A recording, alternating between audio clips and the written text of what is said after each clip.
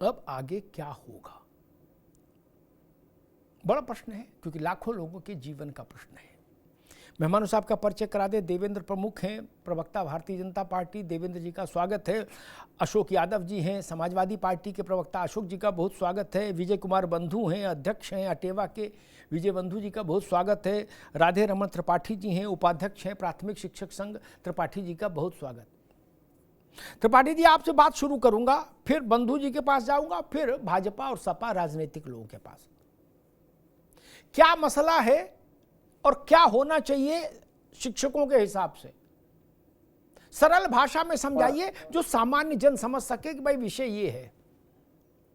जी जी, हाँ नमस्कार, बहुत बहुत जी धन्यवाद आपका। और आप हमेशा हम लोगों के मुद्दों पे सकारात्मक रूप के साथ बात करते हैं। आपने पुनः एक बार बहुत ही पैनिक एक है समझिए, और उस पे आपने डिबेट किया, बहुत बहुत धन्यवाद आपको। मैं आपको बताना चाहूंगा कि जी 1 सितंबर को जब यह आदेश आया माननीय उच्चतम न्यायालय का, तो 2 तारीख से ही मीडिया और सोशल मीडिया में तमाम तरह की खबरें चलने लगी। कुल मिला के पूरी स्थिति को बहुत ही पैनिक बना दिया गया।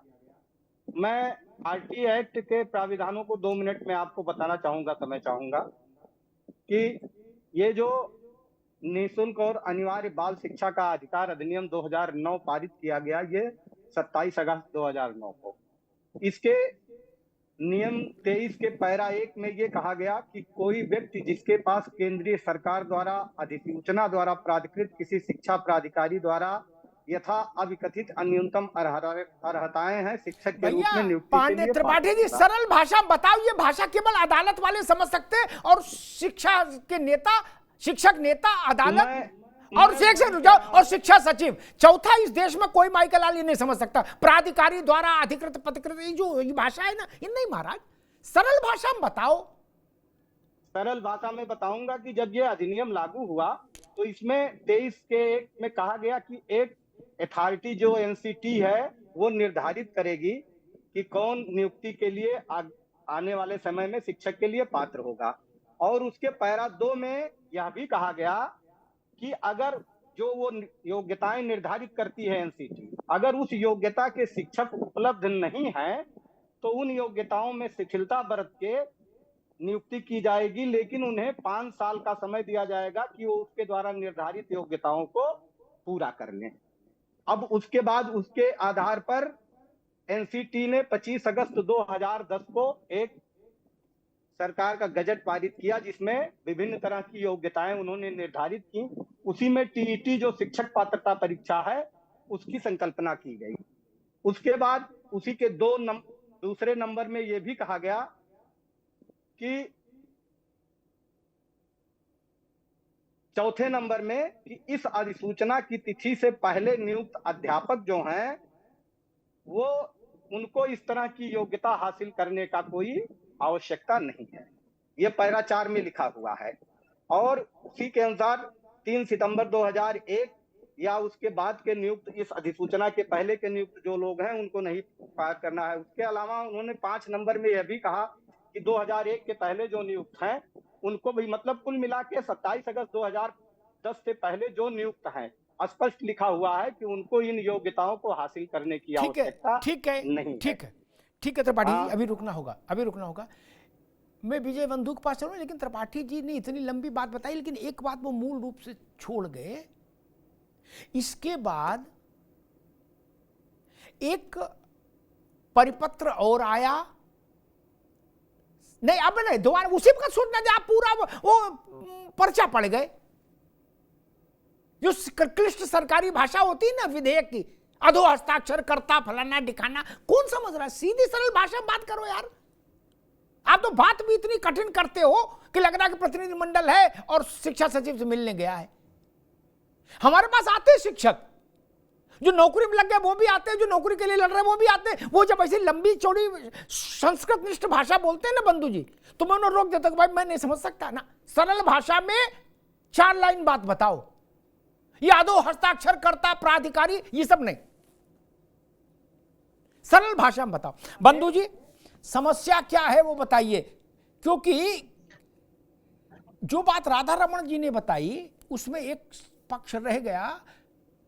सरकार ने ये भी एक परिपत्र सभी राज्यों को भेजा था कि बेसिक में जितने भी टीचर हैं वो सब लोग टीटी पास कर लें। 5 साल के भीतर ये हो जाना चाहिए। विजय बंधु जी, आप बताइए। जी, सबसे पहले तो बहुत ही महत्वपूर्ण विषय पर आपने सर डिबेट लाई, धन्यवाद सर आपको इसके लिए। और रही बात आज के डेट में जो शिक्षकों की हालत है, जब से आया 1 सितंबर से जब से खुलासा हुआ है, सामने आया, मीडिया के माध्यम से आया, मैं आपको बताऊं सारे शिक्षक बहुत तनाव में हैं, बहुत पीड़ा में हैं। और अभी जो बहुत ही सूचना नहीं, महोबा से घटना आई है, एक शिक्षक का आत्मदाह कर लिया। अभी जो अथेंटिक सूचना और आ जाएंगी, अभी अभी जस्ट आई है सूचनाएं। तो इस तरह बड़ा मानसिक तनाव में है। मैं इतनी बात करना चाहता हूं कि सीपीएमटी पहले हुआ करती थी, आज नीट होती है। तो क्या जो 30 साल पहले सीपीएमटी पास करके आया, आज उससे कहेंगे आप फिर से नीट पास करिए? जो लोक सेवा आयोग में आईएएस बन के आए हैं 30 साल पहले परीक्षाएं देके, आज उनसे आप कहेंगे कि फिर से आप परीक्षा दीजिए क्या?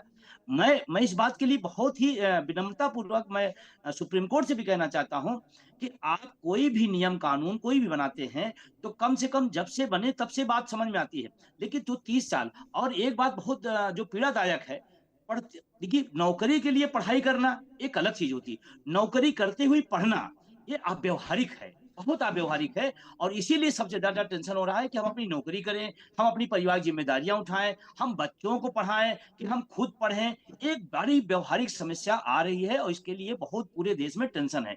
मैं इतना ही कहना चाहता हूं, जो केंद्र सरकार ने एक नियम निकाल करके 23 धारा 2 में उन्होंने राज्यों को जो अधिकार छीन लिया कि राज्यों को शिथिलता का अधिकार दिया गया, उसको उन्होंने धारा 2 में हटा लिया। मैं कहता हूं कि सरकार को चाहिए कि जो राज्यों का अधिकार था उसको आप दे दीजिए, और जो संशोधन आपने कर लिया उसकी कहीं पब्लिश नहीं हुआ, ये बड़ा दुखद है। मैं बड़ी जिम्मेदारी से कह रहा हूं, अगर ये चीजें पब्लिश होती तो हमको लगता आज जो ये चीजें चल रही हैं वो शायद और पहले चीजें हल की तरफ होती।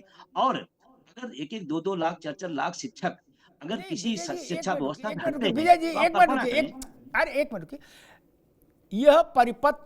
यह पत्र के सारे अध्यापक बेसिक के 5 साल के भीतर टीईटी पास करें, ये जारी हुआ था कि नहीं? हाँ है ना? नो सर, पब्लिक टीचरों की नहीं आया सर। अगर सरकार ने किया होगा, कोर्ट ने किया, मेरी अपनी जानकारी में टीचरों में नहीं आया जी। नहीं, अरे एक मिनट रुको ना, अरे दादा 1 मिनट रुको। तो टीचरों के जो नेता हैं उनके पास आया कि नहीं? उनके पास तो हर पत्र आता है, वो इसीलिए नेता है, बाकी लोग सामान्य हैं। जो अध्यक्ष हैं, महामंत्री हैं, महासचिव हैं, प्रमुख सचिव हैं, उनके पास तो आया होगा नहीं? उनके पास हो सकता आया हो, लेकिन टीचरों आम शिक्षकों के बीच में भैया एक मिनट तो आया तो उन्होंने बताया क्यों नहीं आगे? भाई टीचरों के जो नेता हैं वो तो लखनऊ दिल्ली महीने में 2-4 बार आते जाते हैं, अधिकारियों से मिलते हैं, वहां बैठते हैं, चर्चा पर चर्चा करते हैं, प्रमुख सचिव, अवर सचिव, अंडर सचिव, किन किन से। विजय जी ये बात समझ नहीं आ रही भाई। मैं यही कह रहा हूं सर, जिनका विषय है, जिस गेम में जो व्यक्ति रहे उसको तो जानकारी होनी चाहिए ना, कम से कम। और अभी जो स्थितियां पैदा हो गई हैं, ये अचानक क्यों पैदा हुई है? एक तो मैं इस पक्ष में नहीं हूं कि आप जो 50-55 साल 60 साल के एज में हैं, जा रहा है 55-54 साल के एज में है, उससे आप फिर से कोई परीक्षा इस तरह की ले कि वो नौकरी की तरह जैसे परीक्षा में फिर पास होगा, ये अव्यवहारिक है। मैं इसके बिल्कुल पक्ष में नहीं हूं। दूसरी बात जो है, जो आप कह रहे हैं कि अगर जानकारी होती तो आज ये जो बौखलाहट, ये चारों तरफ तनाव, जो मंजर है, शायद ना होता, हो सकता है, और उसके पहले कोई ना कोई रास्ता निकाला था। और मैं तो बड़ी निवेदन आपके माध्यम से करना चाहता हूं केंद्र सरकार से कि केंद्र सरकार इस पर पहल करे और चीजों को अपने हिसाब से उसको सुप्रीम कोर्ट के सामने पक्ष हम सबको रखे। और सुप्रीम कोर्ट से मेरा निवेदन है, मेरा बहुत विनम्रता निवेदन सुप्रीम कोर्ट है, मैं उससे निवेदन करना चाहता हूं कि कोई ऐसा निर्णय, कोई ऐसा जो पूरे तनाव शिक्षा जगत को दे, शिक्षकों को दे। अच्छा, अब शिक्षक अगर तनाव में होगा तो शिक्षा व्यवस्था, शिक्षार्थी अच्छा होगा क्या? ये भी तो एक कल्पना का विषय है जी। अगर शिक्षक तनाव में है तो शिक्षा कैसे भाई रुकना होगा, दोबारा आता हूं। लेकिन मैं अभी तक उस बात को नहीं समझ पाया कि कोई गुप्त चिट्ठी कैसे रह सकती है आज के टाइम में। ये बात मैं समझ नहीं पा रहा। कोई चिट्ठी विजय बंधु के पास ना आई कैसे मान लूं? दिनेश शर्मा के पास ना आए कैसे मान लूं?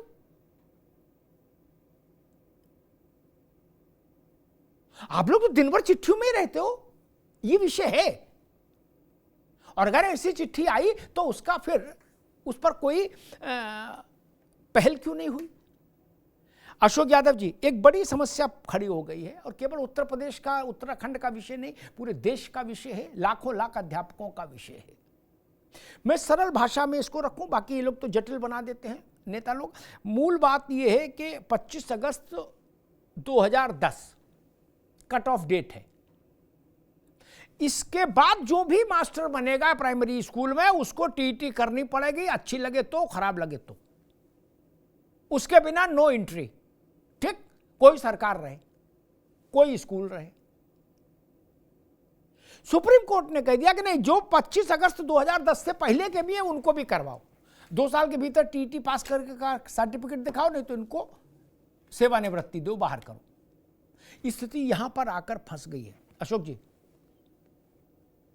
देखिए अमिताभ जी, चूंकि देश की सुप्रीम कोर्ट है और इसके आदेश के रिवीजन करने का अधिकार भी सुप्रीम कोर्ट को ही।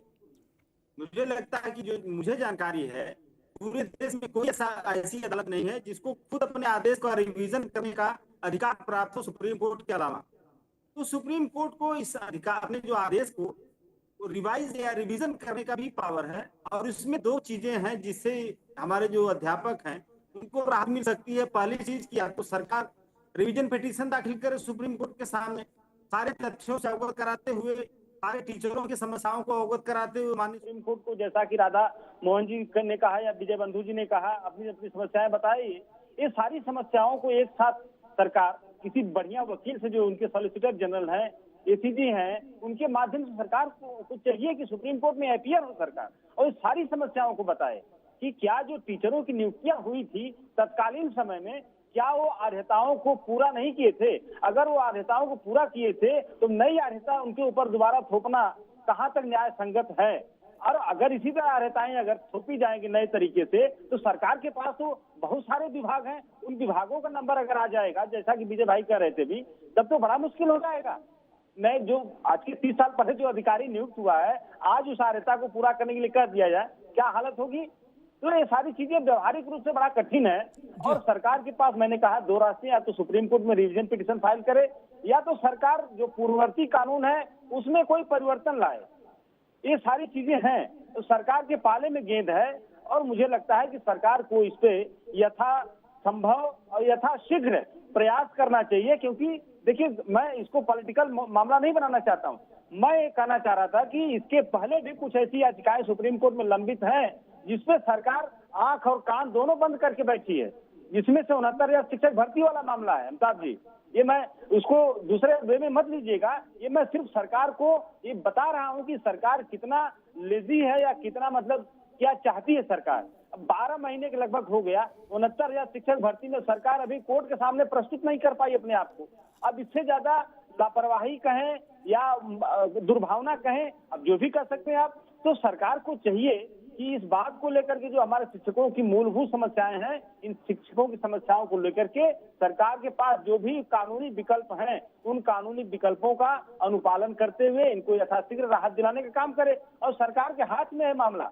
अगर सरकार चाहे तो भाई सुप्रीम कोर्ट का आदेश आ गया, हम कुछ नहीं कर सकते, या तो सरकार ये कह दे जो कि न्याय संगत नहीं होगा, या तो सरकार के पास जो अधिकार है उन अधिकारों को इस्तेमाल करते हुए अमिताभ जी सरकार को इन लोगों को राहत दिलाने का प्रयास करना चाहिए, कोशिश करना चाहिए।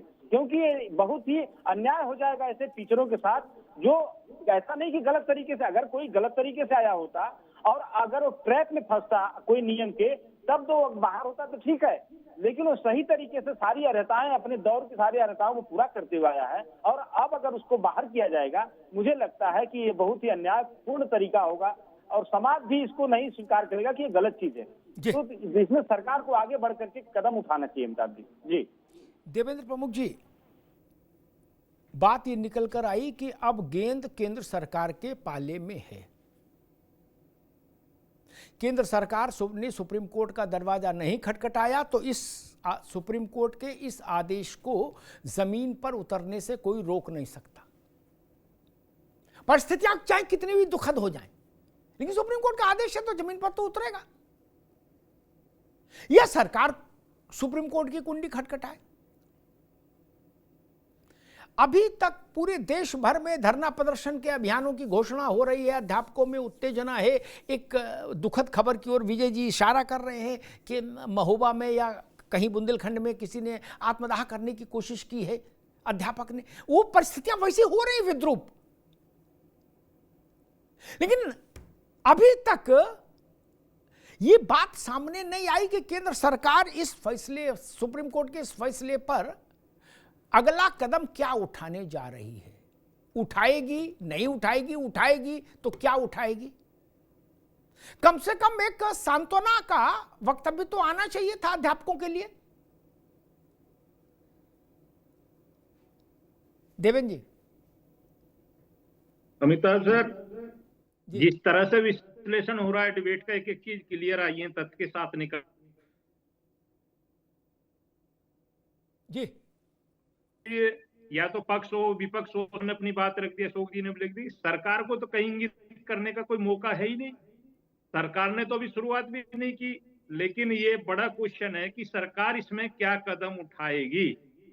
सरकार निश्चित जनता के हित में ही काम करती है। जब लोकतांत्रिक सरकार होती है जी। बड़ी अमिताभ सर, ये आपकी डिबेट है। अगर इसमें विश्लेषण किया जाए तो पिछले जो परिणाम है, पिछली जो सरकारों के परिणाम है, वो ये साफ क्लियर करते हैं कि वही अगर टीचर्स में देखिए दम है तो हिचकिचाने की बात नहीं है। आप 5 वर्ष मिले, 2 वर्ष अब भी दे रहे हैं।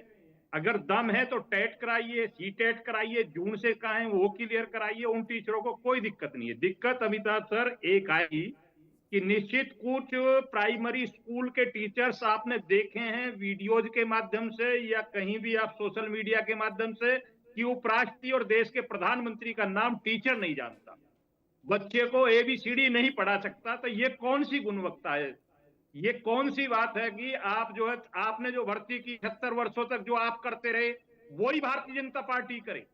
भाई सुधार की जरूरत है। अगर टीचर कोई लगने योग्य है, अगर टीचर कोई बनना चाहे तो वो टीचर बने।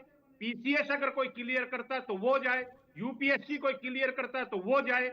अगर आप टीम नहीं भेजोगे, योग्य व्यक्ति नहीं भेजोगे, या हम MY का समीकरण लेकर के 86 यादों में से 56 डाल दिए एक लिस्ट में, ये काम तो हुआ टीचरों के साथ भी।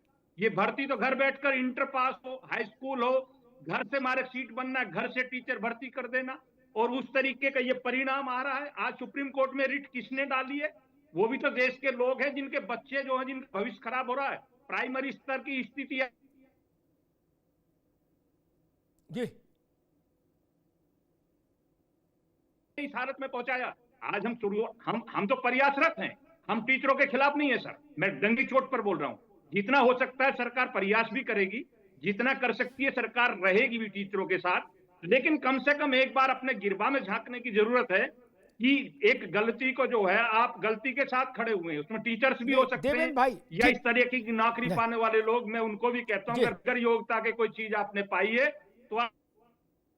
देवेंद्र भाई, मैं आपकी एक बात से बुनियादी तौर पर असहमत हूं।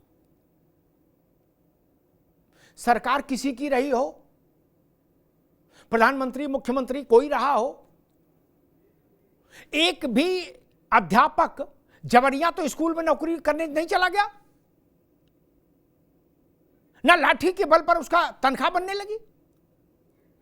जो भी अध्यापक नियुक्त हुआ वो उस समय की सरकारी नियमावली के अधीन ही हुआ ना। वो योग्य है नहीं योग्य है, ये उन प्रक्रिया का निर्धारण करने वाली एजेंसियों के ऊपर सवाल खड़ा होना चाहिए जो अध्यापक नियुक्त करने के लिए जिम्मेदार थी। इंदिरा गांधी के समय में एक अध्यापक योग्य भर्ती हुआ कि जवाहरलाल जी के समय में हुआ, यह विषय यहां महत्वपूर्ण नहीं। आपने कहा कि वो राष्ट्रपति का नाम नहीं बता सकते, ऊपर कहीं कुछ हो सकता है ऐसा, लेकिन ऐसी टिप्पणी करके सबको खारिज करना ठीक नहीं।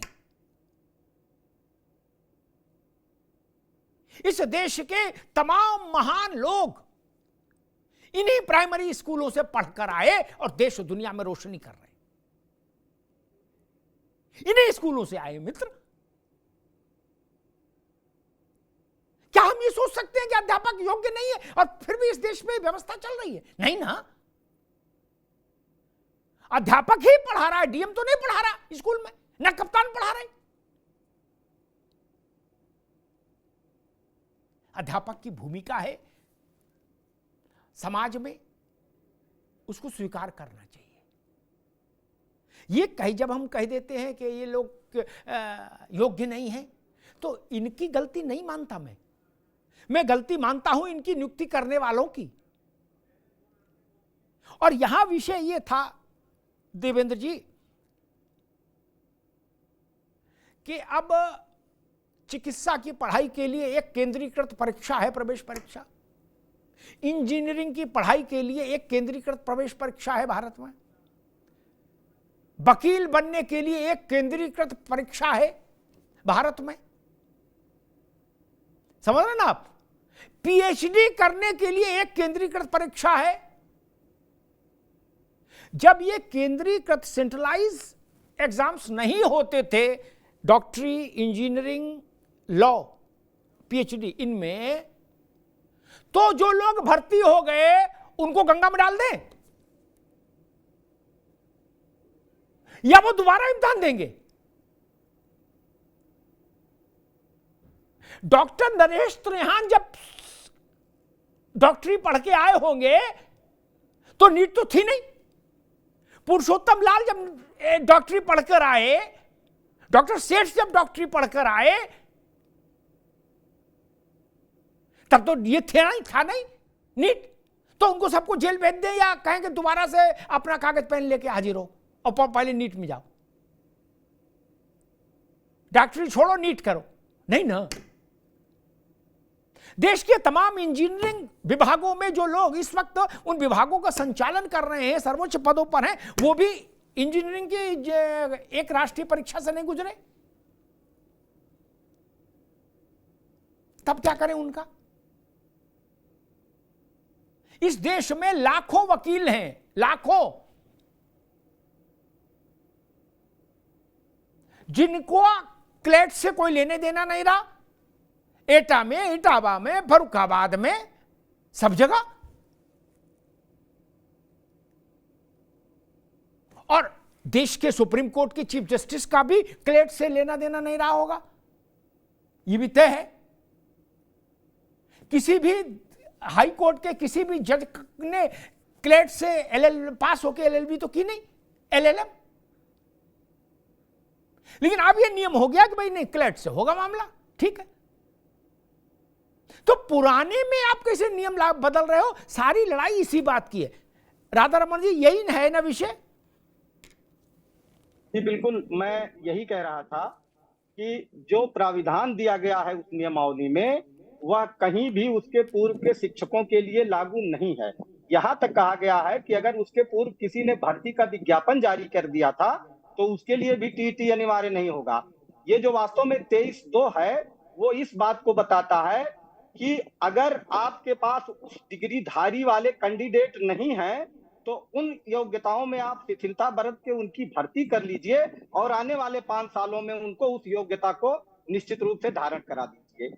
और 2017 में जो 23(2) में संशोधन किया गया, वह भी इसी चीज पे संशोधन किया गया कि अगर अभी तक ऐसे लोग जो उस समय शिथिलता करके नियुक्त किए गए थे कैंडिडेट ना होने के नाते, अगर नहीं कर सके हैं तो अगले 4 साल में फिर से वो पूरा करने, यही संशोधन था। उसमें जो पैरा 4 में शिथिलता दी गई है, आरटी एक्ट लागू होने के पहले के शिक्षकों को पैरा 4 में कहा गया है कि उनके ऊपर यह लागू नहीं होगा। यहां तक कि अगर भर्ती का विज्ञापन भी निकल गया है उस डेट में तो उन पर नहीं लागू होगा। उसमें कहीं कोई संशोधन नहीं किया गया है, वो स्टैंड कर रहा है। इसलिए माननीय उच्चतम न्यायालय ने भी जो निर्णय दिया है वो उसी परिप्रेक्ष्य में दिया है कि 2009 में जब योग्य शिक्षक नहीं जहां मिल पाए थे, वहां शिथिलता करके जिनको भर्ती किया गया था वो 5 साल में पूरा कर लें। अगर 5 साल में पूरा नहीं कर पाए हैं तो फिर से 4 साल का समय दिया गया कि उनको पूरा कर लें। ये 2017 का जो संशोधन हुआ था उसमें था।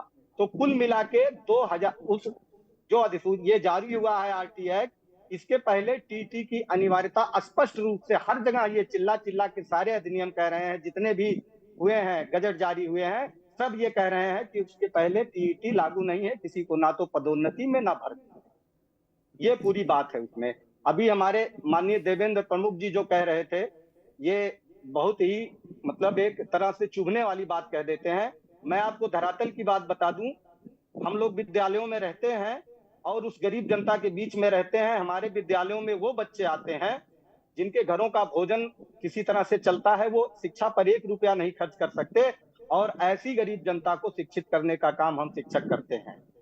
अब ये हो सकता है उन्हीं को देखते हो जो बहुत बड़े पैसे वाले हैं, और अगर ऐसी स्थिति आ गई कि हम सारे लोग अयोग्य हो गए शिक्षक, तो मुझे तो लगता है कि केवल पैसे वाले फिर पढ़ेंगे, गरीब जनता जो होगी कभी पढ़ ही नहीं पाएगी, और उनको पढ़ाने का काम हम लोग करते हैं।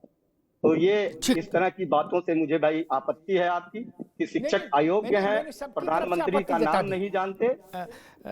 जी राधे रमन जी, मेरी सबकी तरफ से आपत्ति जाती है। अशोक जी, क्या होना चाहिए? क्योंकि ये विषय आज जितना गंभीर दिख रहा है, ये हर घंटे और ज्यादा गंभीर होता जाएगा। जैसे जैसे समय आगे बढ़ेगा, जो स्थिति जल प्रलय की हो रही वैसी स्थिति हो जाएगी, हाहाकार मच जाएगा। और जब जल प्रलय आ जाए तब एनडीआरएफ उतारो, उससे पहले दुर्घटना घटने से पहले तैयारी हो जाए तो दुर्घटना रोके भी जा सकती है। पूरे देश की शिक्षा व्यवस्था एक साथ प्रभावित हो जाए बेसिक की, तो मुश्किल हो जाएगा। अशोक जी। जी नहीं, आपने अभी जो सवाल किया हमारे भाजपा के साथी थे देवेंद्र प्रमुख जी से, तो उनकी मंशा को हम लोग अगर पार्टी की मंशा माना जाए, भारतीय जनता पार्टी की मंशा अगर माना जाए, तो मुझे लगता है कि ये बड़ा ही दुखद है, क्योंकि जो बात इन्होंने कही है वो बात बड़ी चुभने वाली है। अभी हमारे जो त्रिपाठी जी ने कहा कि दम है तो निकाल के दिखाएं ये परीक्षा। अरे अगर यही नियम आप उत्तर प्रदेश पुलिस पे लागू कर दोगे, जो 15 साल पहले 12 साल पहले नियुक्त हुआ कि जितना दौड़ तुम निकाले थे जब तुम्हारी भर्ती हुई थी, दम है तो वो दौड़ निकालो, कलेजा बाहर आ जाएगा भाई साहब, कोई नहीं निकाल पाएगा, बड़ा मुश्किल से लोग निकाल पाएंगे। तो ऐसा न कहो आपकी दम है तो निकालो। अच्छा, दूसरी बात, हमें लगता है आप जी टीचर ही एक ऐसा समाज है, एक ऐसी बिरादरी है, इसका शोषण कई स्तर पर होता है। काम तो उसको एक मतलब पढ़ाने के लिए नियुक्त किया जाता है, लेकिन दर्जनों उसको गैर मतलब पढ़ाई के अलावा बहुत सारे काम करना पड़ता है। बाढ़ में ड्यूटी, पल्स पोलियो में ड्यूटी, भूसा खरीदने में ड्यूटी, सांड पकड़ने में ड्यूटी, और न जाने क्या ड्यूटी। अब बताइए, उसके बाद ओम प्रकाश राजभर जी जैसे लोग कहेंगे कि 60,000 रुपया वेतन पा रहे टीचर, बैठ के बड़ी चर्बी चढ़ गई है।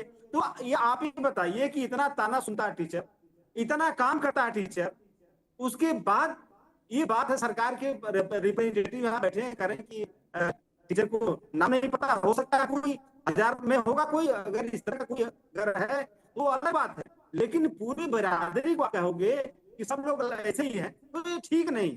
हमको भी टीचर पढ़ाया, आपको भी टीचर पढ़ाया, भाई साहब ऐसी बात न कहिए। और इसके बाद मैं यही कहूंगा फिर से कि सरकार को इस पर जो आपने कहा एनडीआरएफ एसडीआरएफ उतारने के पहले prevention is better than cure, तो प्रिवेंशन आप कर लीजिए, क्योंकि बाद में हो सकता है कि बहुत सारी ऐसी दुखद घटनाएं सामने आएंगी जिसको हमें आपको देख के बड़ा बुरा लगेगा अंदाज। जी, मैं देवेंद्र जी आऊंगा आपका, विजय बंधु जी के पास चलूं। उससे पहले एक बात और कह दूं, इस देश में बहुत बड़े बड़े राजनेता शिक्षक रहे। मुलायम सिंह जी शिक्षक थे, बहुत, और दूसरी पार्टियों में भी रहे शिक्षक। और मैं ये स्वीकार नहीं कर सकता, चाहे गंगा में खड़े होकर कोई कहे, कि अगर शिक्षक अयोग्य होता भारत का, तो भारत आज वहां नहीं खड़ा होता जहां खड़ा है। भारत के पास चमक धमक कम हो सकती है, लेकिन इस बात से देवेंद्र प्रमुख भी सहमत होंगे कि इंटेलिजेंस के मामले में, प्रज्ञा और मेधा के मामले में, बौद्धिकता के मामले में भारत विश्व गुरु है आज की तारीख में भी। दुनिया के 100 महत्वपूर्ण कंपनियां और 100 महत्वपूर्ण प्रोजेक्ट्स ले लीजिए, सबको लीड इंडियन कर रहे, 99% को।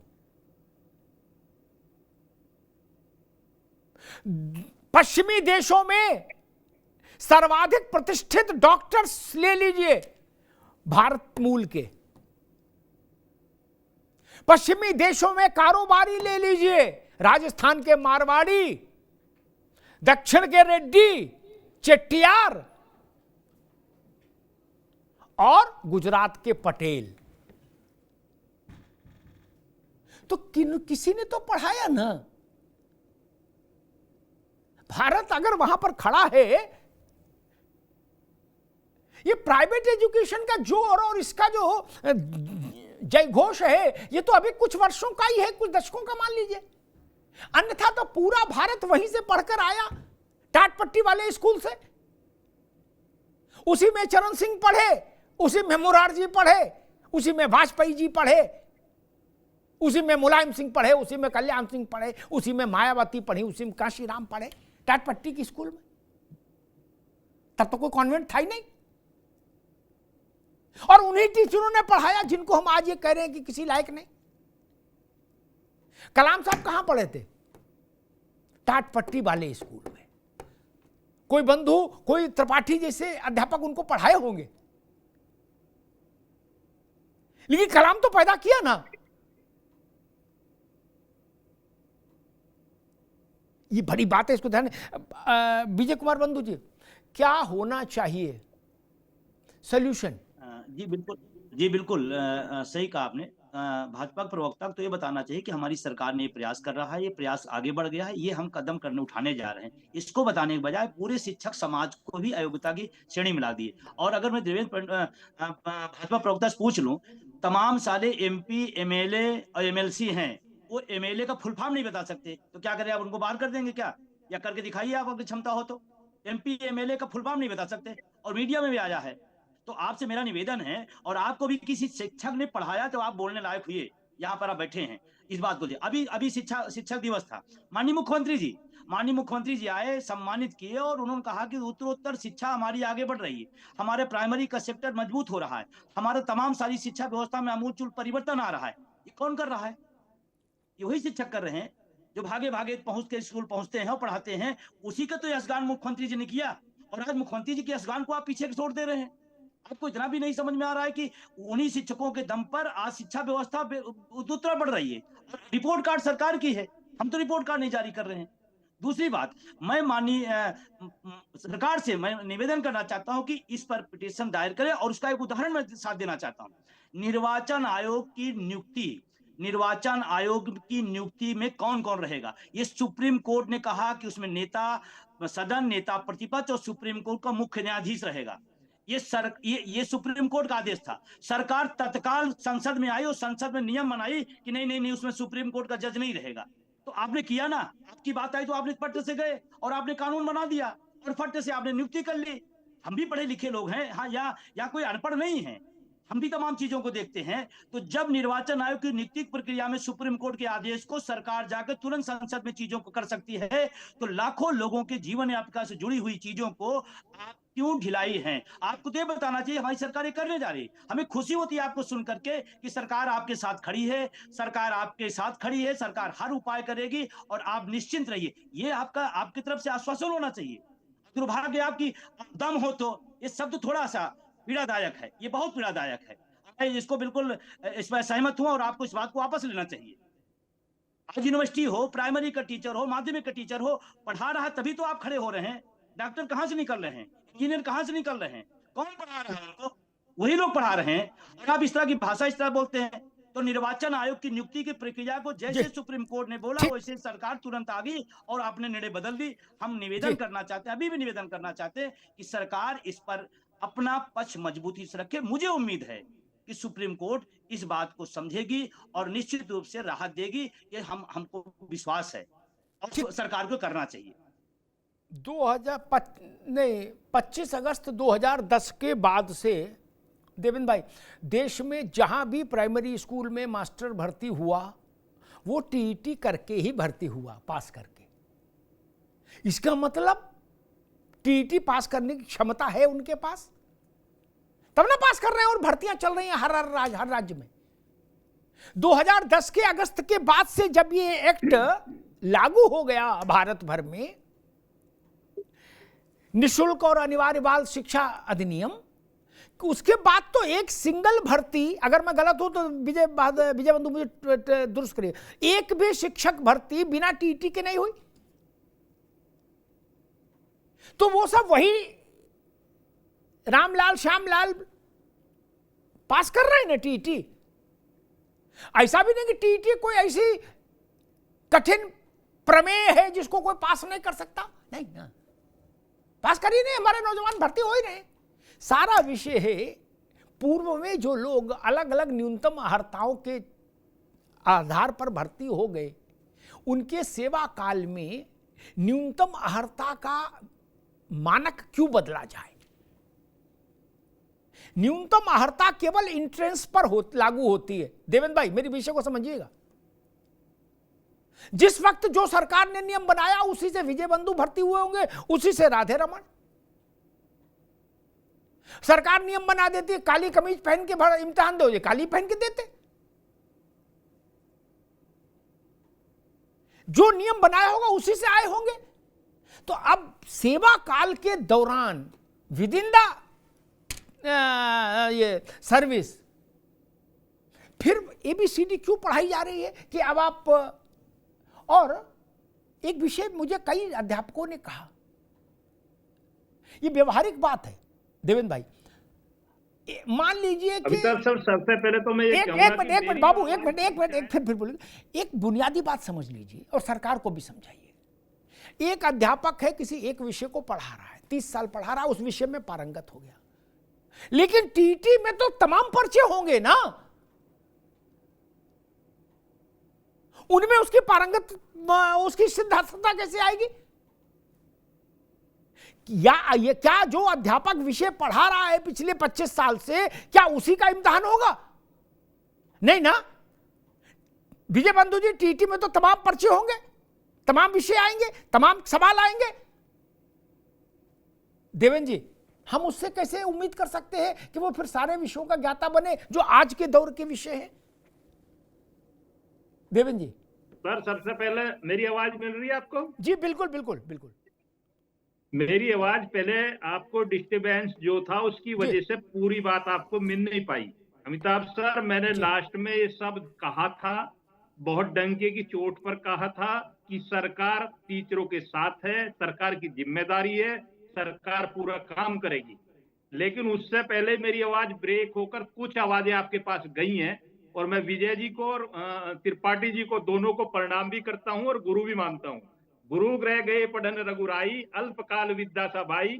मुझे वो दौर भी पता है, मुझे सारा पता है, गुरु की महत्ता का पता है। गुरु पितु मात महेश भवानी, परनव दीन बंधु दीन दानी।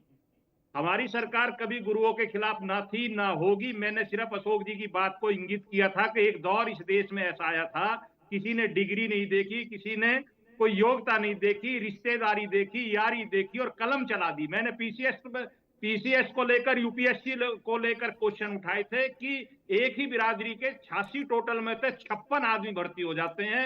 वो मेरा मकसद, मेरा कहने की बात जो है वो आप तक पूरी पहुंच नहीं पाई। अगर बात पहुंच रही हो, आपको मेरी आवाज आ रही हो, तो मैं क्षमा प्रार्थी हूं। मेरी बात अगर किसी भी गुरुजन को कोई गलत लगी हो, मैं फिर कहता हूं कि सरकार की प्राथमिकता भी होगी, सरकार साथ खड़ी होगी।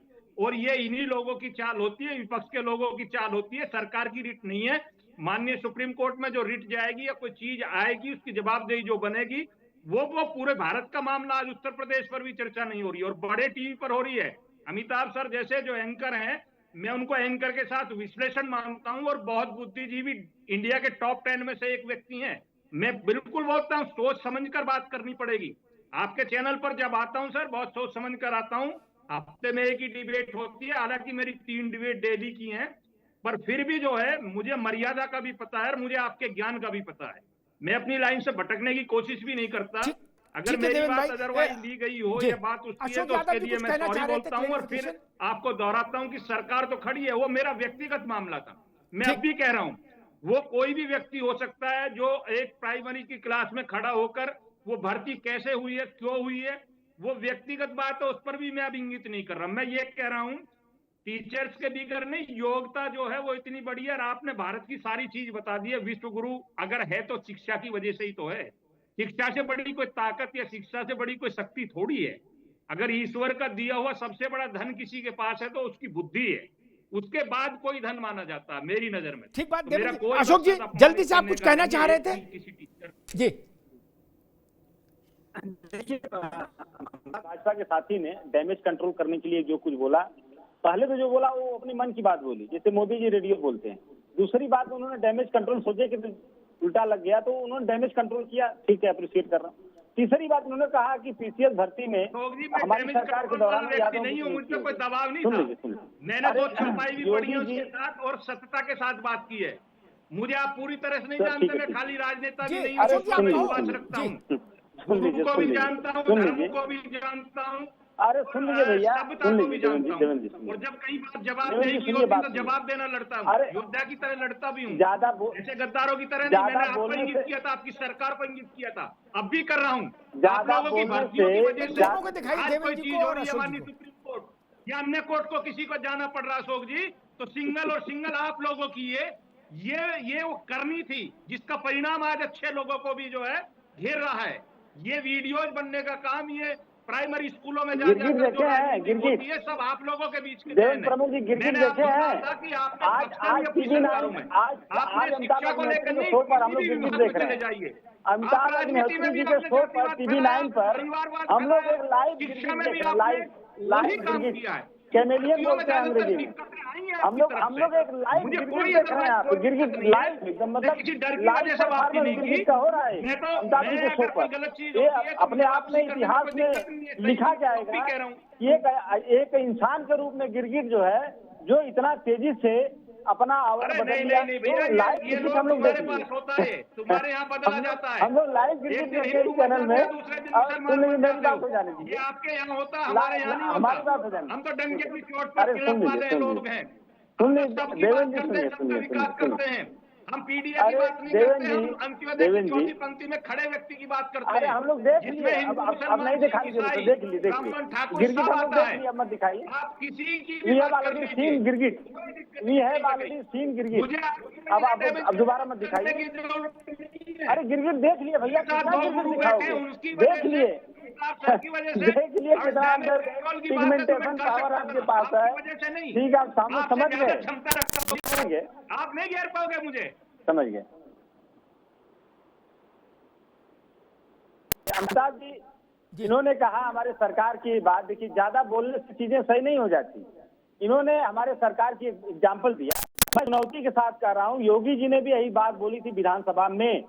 हमारे राष्ट्रीय अध्यक्ष तत्कालीन उसमें नेता प्रतिपक्ष से उन्होंने चुनौती दिया, वो लिस्ट आप टेबल कर दीजिए, अगर आपके पास दम हो तो। दम शब्द का इस्तेमाल इन्होंने किया ना, वही दम शब्द का इस्तेमाल उसमें भी हुआ था कि मुख्यमंत्री जी अगर आपके पास वो दम है, वो लिस्ट है, तो विधानसभा अध्यक्ष के टेबल करिए लिस्ट। कितने यादव हुए थे, कितने जाति के लोग हुए थे, आज तक वो लिस्ट नहीं आई। दूसरी चुनौती मैं दे रहा हूँ, एक सिंगल नियुक्ति अगर हमारी आप गलत साबित कर दिए, सिंगल, मैं भी आपको चुनौती दे रहा हूँ, अगर सिंगल नियुक्ति आप गलत साबित करके दिखाइए। हमारे पीसीएस की भर्ती की जो बात कर रहे हैं, पुलिस भर्ती की कोई बात कर रहे हैं आप, एक सिंगल नियुक्ति अगर दम हो आपके अंदर तो उसको गलत साबित करके दिखाइए, नहीं तो माफी मांगिए। सिंगल नियुक्ति, फर्जी बातें करते हैं, ऊपर से नीचे तक सब फर्जी, सब फर्जी। अशोक भाई, ठीक, अभी कुछ अभी कुछ ठीक है अशोक भाई, आगे बात अच्छे से दोनों मित्रों की। मैं फिर मूल विषय पर लौटता हूँ, राजनीतिक संघर्ष हो जाता बीच बीच में, लेकिन मूल विषय फिर वहीं पर आकर टिकता है। तर्क ये कहता है कि आप न्यूनतम अर्हता में पीछे जाकर कोई शर्त न जोड़े, वो व्यवहारिक नहीं होगी, वो तमाम पेचीदगियां पैदा कर देगी। अशोक जी ने शायद बात कही थी, ठीक, अच्छी बात थी। हमारे 70 और 80 के दशक में जब आर्थिक उदारीकरण नहीं लागू हुआ था, ये तो मनमोहन नरसिंह राव जी के समय में से कुछ फिजा बदली, उससे पहले हिंदुस्तान की फिजा अलग किस्म की थी। उस समय भी जो लोग पुलिस में भर्ती होते थे, उनके सामने हम आज के दौर का पर्चा रखेंगे तो ठीक नहीं होगा ना। हम ये तो मान सकते हैं, मैं एक नई बात कहता हूं, मेरी बात से राधे रमन जी और विजय भाई सहमत होंगे और लाखों अध्यापक भी सहमत होंगे। मैं एक नई बात कहता हूं और इस बात से अशोक जी भी सहमत होंगे और देवेंद्र भाई को भी सहमत होना चाहिए। मैं एक नई तजवीज देता हूं। कोई परिवर्तन हो रहा है, विषय में कुछ नई चीजें जुड़ रही हैं, वैश्विक स्तर पर कुछ शिक्षा में बड़ा परिवर्तन आ रहा है, उससे हम अपने अध्यापकों को जोड़ना चाहते हैं, उससे अवगत कराना चाहते हैं। 3 महीने का एक कोर्स करा दीजिए ट्रेनिंग का, क्या दिक्कत है? कंप्यूटर आया तो ये आदेश तो नहीं चल रहा कि जिनको कंप्यूटर नहीं आता वो लोग कल से छुट्टी नौकरी से बाहर, नहीं ना। कंप्यूटर सीखे और सीखते सीखते नौकरी करते रहिए। क्या ऐसा हो सकता है? इस पर चिंतन होना चाहिए। मैं ये नहीं कह रहा कि कतई कोई कोर्स नहीं हो, कोई रिफ्रेशिंग कोर्स नहीं हो, कोई नई चीजों से जोड़ने की कोई प्रक्रिया नहीं चले, नहीं, चलनी चाहिए। हम ही लोग जब कंप्यूटर आया था हतप्रभ थे, मन में कुछ धुकधुकी भी थी कि सीख पाएंगे कि नहीं सीख पाएंगे, लगे, जूझे, सीख गए। अब इस आज के दौर में भारत से ज्यादा कंप्यूटर कौन जानता है? वहां तक तो ठीक है, लेकिन जब बात यह आ जाए कि इम्तिहान देना होगा और इम्तिहान में पास नहीं हुए तो निकाल बाहर कर देंगे, यह चीज ठीक नहीं। यहां से टकराव पैदा होता है, यहां से भय पैदा होता है, यहां से उत्तेजना पैदा होती है, यहां से आक्रोश पैदा होता है। मुझे लगता है मेरे सुझाव पर सारे शिक्षक संघ तो राजी हो जाएंगे। अब सरकार राजी हो जाए तो सुप्रीम कोर्ट में यही दे दे लिख के, यही मेरे ख्याल से पर्याप्त तर्क हो जाएगा। सुप्रीम कोर्ट को कोई जिद थोड़ी नहीं कि नए जो घटनाएं हैं, जो नए बदलाव है शिक्षा में, उनसे प्राइमरी के अध्यापक यूज टू हो, तरोताजा रहे, अवगत रहे। इसके लिए हर साल 1 हफ्ते का एक ट्रेनिंग सेशन होगा, कराइए, क्या दिक्कत है? 2 हफ्ते का कराइए, ट्रेनिंग सेशन अनिवार्य कर दीजिए, सीख जाएंगे, चलने दीजिए। और 2010 के अगस्त के बाद से तो कोई नॉन टीटी आ ही नहीं रहा। यह विषय है और मैं इस बात का पुरजोर तौर पर वो हूं कि भारत में प्राइवेट एजुकेशन के बड़े पैमाने पर उत्कर्ष से पहले जो भारत पढ़ा, जिसमें कलाम साहब जैसे लोग पैदा हुए, जिसमें अटल बिहारी वाजपेयी जैसे लोग पैदा हुए, कल्याण सिंह हुए, मुलायम सिंह हुए, ऐसे मैंने पहले भी नाम गिनाए, सबके नाम क्या गिनाइए हैं। आईएएस लोग भी जो हुए वो भी टाट पट्टी के स्कूल पर ही पढ़े।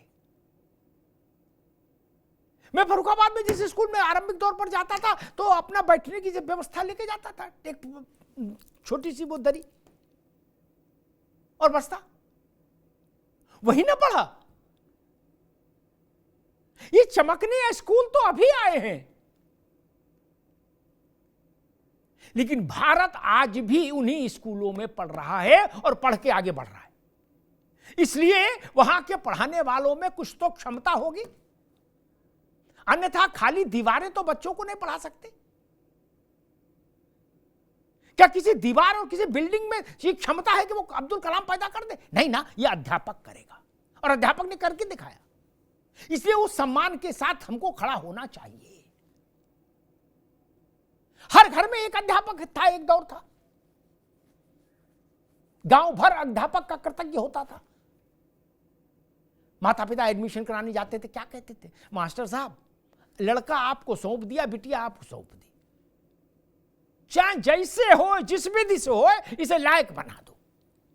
गलती करे मुर्गा बनाओ, लेकिन लायक बना दो। ये भरोसा था कि नहीं था भारत में? अगर अध्यापक अकर्मण्य होते, अध्यापक अयोग्य होते तो लोग उनके खिलाफ खड़े हो जाते। ऐसा नहीं है। और एक और नई बात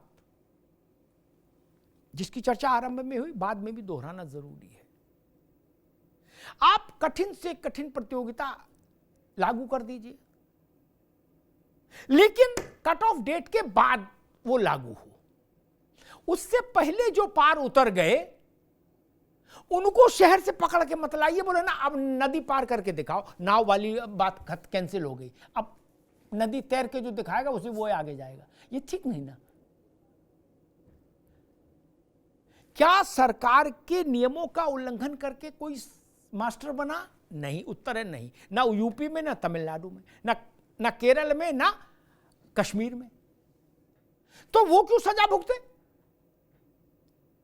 आपने जब से टीटी अनिवार्य की, टीटीसी के जरिए आदमी आ रहा है। और अगर आप ऐसा ही करेंगे, समय की सुई को पीछे घुमाएंगे, तो मेरे दोस्त कहां तक घुमाएंगे? मैंने देश के 10 बड़े डॉक्टर्स का नाम लिया जिनको दुनिया जानती है, भारत के ऐसे 10 बड़े डॉक्टर। वो NEET से नहीं आए, उनकी डिग्री छीन लेंगे।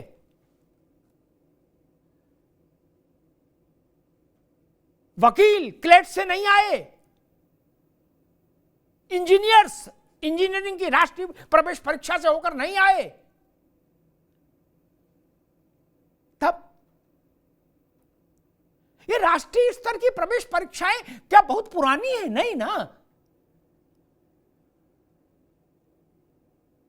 हम लोग जब पढ़ रहे थे, देवेंद्र भाई भी इससे सहमत होंगे, तब तो हर राज्य में अपने ढंग की प्रवेश परीक्षा थी हर चीज की। कुछ कॉलेजों की अलग अलग अंदाज की प्रवेश परीक्षा थी,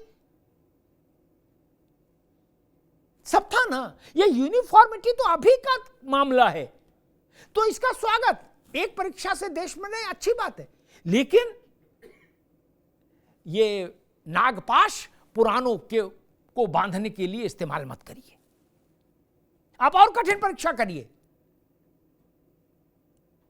लेकिन अगर मैं फिर बात समाप्त करूंगा उसी बात को दोहराकर, जो सुझाव मैंने दिया, अगर सरकार को लगता है, अदालत को लगता है कि नई व्यवस्थाओं से पुराने अध्यापक भी जुड़े रहें, जानते रहें, तो उसके लिए सबसे सम्मानजनक रास्ता है उनके प्रशिक्षण के सत्रों का आयोजन करिए। लेकिन भयमुक्त वातावरण में प्रशिक्षण का अर्थ यह नहीं होना चाहिए कि नौकरी से निकाल देंगे। नहीं, हम उनको नौकरी से निकालने की कोशिश क्यों करना चाहते हैं? हम उनकी स्किल में एनहांसमेंट करना चाहते हैं, स्वागत है, मैं साथ खड़ा हूं। मैं विजय बंधु को भी मना लूंगा, मैं राधे रमन को भी मना लूंगा। लेकिन मैं इस बात के साथ नहीं हो सकता कि फला तारीख तक अगर टीटी नहीं की तो नौकरी से निकाल देंगे, नहीं तो इस्तीफा दे देना। ये नहीं हो सकता, नहीं होना चाहिए। अध्यापक इस समाज का एक बहुत सम्मानजनक अंग है, उसके साथ ऐसा व्यवहार नहीं होना चाहिए। और बात बिल्कुल दुरुस्त है कि गेंद केंद्र सरकार के पाले में है, किसी राज्य सरकार से भी कुछ बहुत बात बनेगी नहीं। भारत सरकार को ही सुप्रीम कोर्ट की कुंडी खटखटानी होगी। वो कुंडी जितनी जल्दी खटखटा ली जाएगी उतना शिक्षक के हित में है, देश के हित में है, समाज के हित में है, और सरकारी स्कूलों में पढ़ने वाले करोड़ों बच्चों के हित में है। धन्यवाद।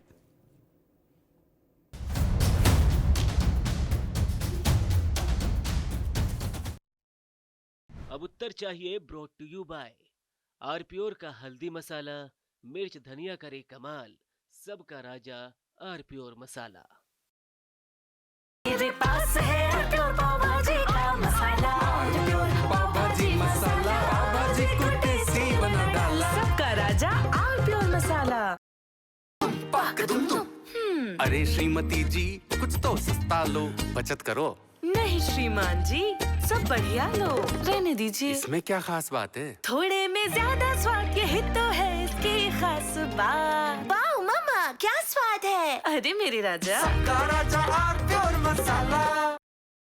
दादी के हाथों का जादू और खुशबू से महकता घर, माँ की मुस्कुराहट और खाने की सुगंध। MDH गरम मसाला, क्योंकि हर रिश्ता है स्वाद से जुड़ा। थोड़े में ज्यादा स्वाद, यही तो है इसकी खास बात। वाओ मामा, क्या स्वाद है। अरे मेरे राजा,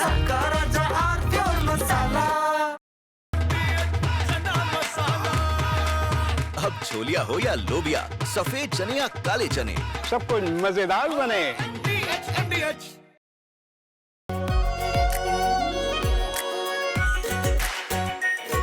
pure shahi paneer masala, delicious, healthy everyday. Secret recipe MDH का जीरा सिर्फ जल जीरा मसाला।